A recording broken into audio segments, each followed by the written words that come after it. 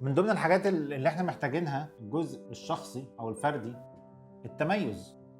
انا كبني ادم محتاج اكون متميز في شيء انا بعمله، متميز في الرياضه، متميز في طريقه اكل، متميز في لبس، متميز في علم، متميز في شغل، متميز في ابداع، متميز في حاجه. ده احتياج، انا محتاج اكون مختلف في حاجه او اتنين او اكتر، بس محتاج ده والا مش هقدر. فمن ضمن الحاجات اللي هنا الاعجاب، اللي هو الجزء الاجتماعي.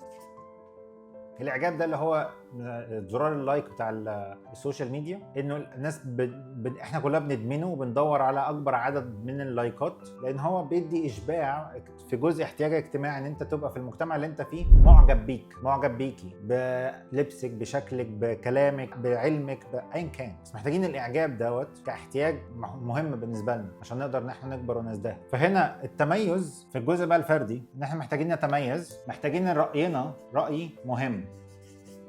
لما حد يسالني عن رايي، عارفين كده لما حد يجي ياخد رايك في حاجه فتحس ان انت فجاه نفش ريشك كده، اهو بقيت مالي مركزك وحاسس ان انت بالنفخه الكدابه دي ان انت جامد قوي تنين ليه؟ علشان حد سالك على رايك وابتدى يسمع لك. او ان انت بتقعد تتخانق انه اسمعوني اسمعوني، عايز تلاقي ان رايك مهم، لان ده احتياج. دي مش حاجه غريبه ولا ده يعني ناس كتيره بتبتدي نتكلم عنها على اساس ان هو لما البني ادم بيبقى عايز ان رايه يتسمع ان هو يعني اتنشن سيكر، او ان هو بيدور على انتباه الناس او كل الكلام ده.